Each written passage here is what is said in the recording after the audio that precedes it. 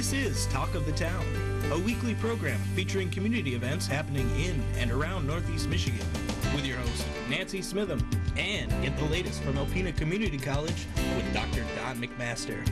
And now, today's Talk of the Town.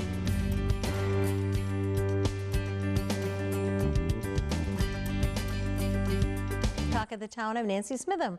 My first guest today is Cindy Johnson from Huron Humane Society. Hi, Cindy. Hi, Nancy. How are you? I'm doing very well, and you gave me the happy, sad news that the shelter has no dogs. You've adopted every dog that you have. Just about 5 minutes before I came, we what a adopted out the last dog wonderful we way had. to start the new year. Yes, it is. Yes, it is. Well, and that's just a testimony to your hard work and dedication of the staff and volunteers and the crew that you have running the shelter. We couldn't do it without all of those. Without all of those. It's a team effort, yes.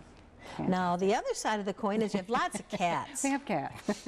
The cats, they just keep coming. But yes, we still have lots of cats. Today with me I have Griswold. Yes. He came in probably about 2 weeks ago. He's about 2.5 years old, and he's about as laid back as you can get. He just wants to be petted. He'll lay on his back. He'll just let you do this all day long. He is the best cat. So if you're looking for a laid back cat that really doesn't care about anything except being petted, this is your guy. And he's a beautiful cat, and he's got a wonderful temperament and a real cute little personality. So I hope someone says, hey, I want to start the new year out with Griswold. Yeah, that would be fantastic. And so tell me about the other cats that you have. Oh gosh, we have lots of cats. The maternity ward, of course, is always full of kittens, so there's plenty of kittens right now. In one of our colonies where most of the adults are, we probably have about 12 cats in there, and then we have some in intake that are getting ready to go into one of the colonies for adoption. Yeah. Okay, and I know I always tell the story, but when I go there and put your foot by the door, the cats come over and touch your food or your foot, and they're going, pick me, pick me, pick me. So if someone has, wants a cat, they can go there, they can start with a kitten, they can get a full-grown cat that's already been trained and all the good stuff going on with it, so they have their choice. They have their choice, and all the kittens are litter trained too. We start them off right away. They're all litter trained, so that's not an issue with even the kittens. Yeah. But yes, they're all ready to go. And what does it cost to adopt a cat or a kitten? It costs to adopt a cat right now. Cats are half off until the end of the year. Okay. And then once the new year starts, they will be kittens will be $75 and cats will be $50 to adopt. You get a free spay and neuter if they're not already spay or neutered. Coupon for the vets, and the local vets, Schweitzer, Alpena Vet, and Sunrise, all do spay and neuter for free. Okay. So you get that done for free if you adopt from us, and we can't be more thankful for what they do for us. Okay, and as you were getting ready to tape today, you're cleaning the shelter. So you always need tons of volunteers. So if someone is interested in helping, maybe you don't want to foster an animal, maybe you don't want to adopt an animal, maybe financially you can't help, but physically there would be lots of things you could do. Lots of things to do. We can always use volunteers, even if you just want to answer the phone, if you want to do laundry, if you want to pet Griswold, if you want to come and sweep, vacuum, do laundry, clean kennels, walk dogs, anything. We have just a host of things for you to do if you're interested in helping us. There's always fundraising. Fundraising. We can always use people on fundraising. Yeah. Yes. So what's the best way to contact you, Cindy? You can call at the shelter, 356-4794, or me directly, 916-5190, and we can set you up. All right. And Retail's Boutique is now located inside the shelter. Retail's Boutique is now located inside the shelter. Over the holidays, we had a couple of pop-up shops that were successful. Christmas stuff is on sale right now, 25% off. So if you're looking for after Christmas things to put away for next year, we have them. So we would appreciate you to come out and look. And unique items. Unique items that you're not going to find in a store anywhere. Yes. So get them while they're 25% off. Put them away for next year. Yes. Yes. Okay, and give me an idea of some other things that volunteers could do at the shelter. Volunteers, we have, if you're good on the computer, we have all kinds of things that need to be inputted on a regular basis. Okay. We have reporting that needs to be done, and all that needs to be manually entered into the computer. So if you're good at any of that, we could use help. We can always use help on our web page. Okay. If you're good at grant writing, we can use assistance on that, because we need, that's a way that we get some of our funds to keep the doors open. So there's many ways to help at the shelter. And dog walking. Dog walking when we have dogs. Well, we do have one that's not ready for adoption yet, but yes. So, and that changes daily. Dogs and cats come in daily. So even though we might not have a dog to walk today, we will tomorrow. Right. And then as far as donations, what kind of items do you need donated to the shelter? For donated items, we can always use the fleece blankets are really good in the cat kennels. The dogs like them this time of year too, and they're easy to wash, dry, fold, put away. They don't take up much room. But anything, laundry soap is a big thing, dryer sheets, bleach, dish soap, just any kind of thing that you can think in your own home that you use for cleaning, we use for cleaning at the shelter as well. And litter, how about litter? Kitty litter is always, we like clumping, but sometimes we mix some of the non-clumping with the clumping so it doesn't stick on the bottom, but litter is always a big one. Any cat or dog foods that's grain-free we can use. All of those things. And this time of year even we need the pet safe de-icer for the doorways is always a good thing. So just those sorts of things. Towels, we use a lot of towels for cleaning, And what are your hours this time of year? This time of year we're open, the only day that we're closed to the public is Monday, and that's our meet and greet day, so there's cats out in the public on Monday. Mondays we use for deep cleaning and vaccinations, but we're open Tuesday through Sunday to the public from 11 till 6 every day. Okay, and I hope people that are watching will put that on their New Year's list, donation check to Huron Humane Society, or I'm going to volunteer some hours, foster a cat. Get out there and see what they can do to help the animals in our community. That would be fantastic, and we would appreciate the help. Well, thank you so much from all of us here at WBKB TV, and to all of you, Happy New Year. Same to you. Thank you. I'll be right back following these messages. Greetings, everyone. Welcome to Talk of the Town. I'm Dr. Don McMaster. I'm president of Alpena Community College, and I'm pleased to have as our guest this morning Nick Breggy, Director of Facilities at ACC. Good morning. Yeah, welcome, Nick.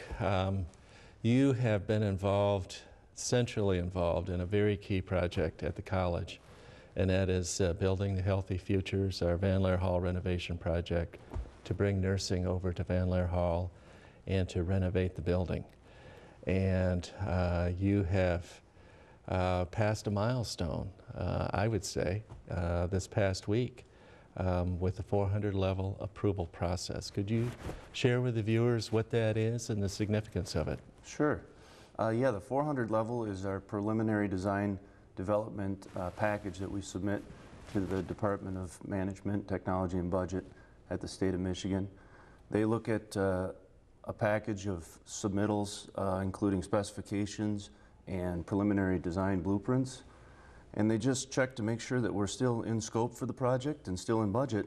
And as we develop that design and new information comes about, of course, we have to check the budget to make sure that we haven't veered too high or maybe we have room for more. But in our case, we had to do a little bit of strategic cutbacks on the scope to bring us back into budget.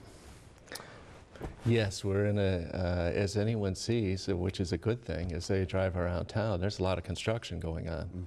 And where our project is in that mix, and there's the cost of building things is escalating somewhat. So your work in value engineering was very critical, I think, in keeping us within the amount of money we want to spend on this. Who else was involved in that with you? Our architects, Cornerstone Architects, and construction management from Oak City, we all worked together, and we focused heavily on the HVAC system, which, as you know, is a very important part of this project. The existing HVAC is mostly original to the construction, and the boilers themselves are about 30 years old, and they've lived their useful life. So we needed to redesign the system and bring those costs down. As you mentioned, the cost of those services, the labor and materials, is highly dependent on how busy each individual subcontractor is. And with all the construction going on, the cost of that labor is variable right now. And so we need to plan for what we feel is a reasonable amount for spending on that project, and so we needed to bring the design more into scope to meet our budget. Watching you and the architects from Cornerstone and the staff from Oak City working over those schematics and design and looking at things where cuts could be made or refinements in the design was fascinating work to me.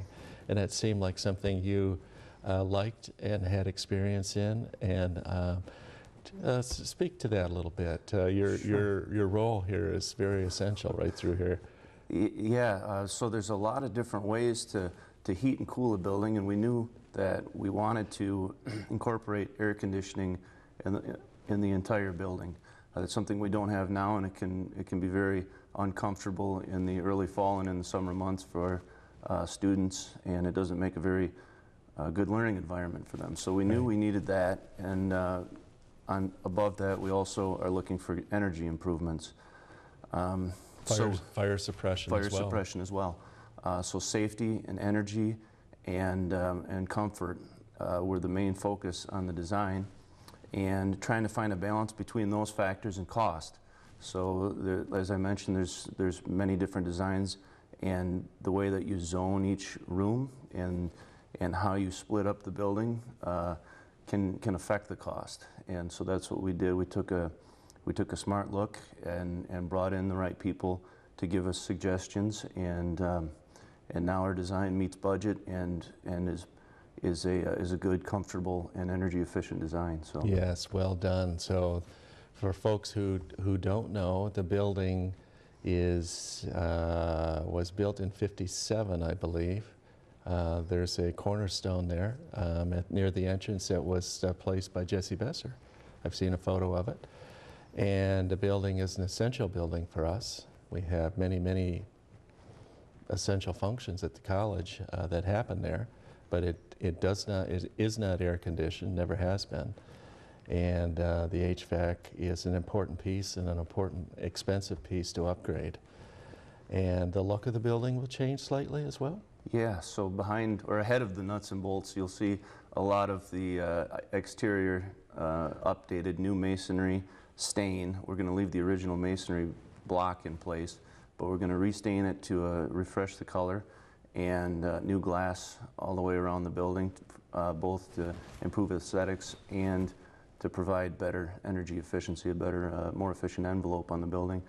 The front entrance itself is actually going to be all new. We're going to put a new vestibule and a new canopy over the front entrance, and that should dress up the front quite nicely.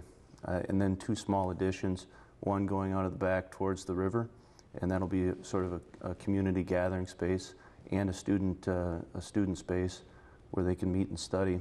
And then another addition off the east wing towards Besser Company, and that's going to be a conference room and a debriefing room for the nursing folks.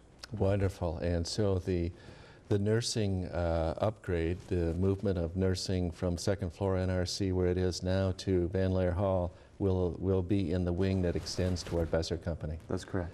And right now you and your team are doing a little bit of prep work, I hear. Yeah, we just started this week when classes ended for the fall semester. The spring semester, we don't have any classes scheduled in that building, so we can get in there and start emptying things out, doing some light demolition. We're taking down some chalkboards and moving some furniture out. Wonderful. Nick, thank you for your focus on this project. It is a huge piece of college business, and it will be a dramatic improvement. And I appreciate your efforts, and thanks to your staff for plugging in, and thanks to you folks. See you again next week, and have a happy holiday. This has been Talk of the Town with your host, Nancy Smitham and Dr. Don McMaster. For a list of community events taking place in Northeast Michigan, please visit our website at wbkb11.com and click on our community link. This has been a Thunder Bay Broadcasting Corporation production.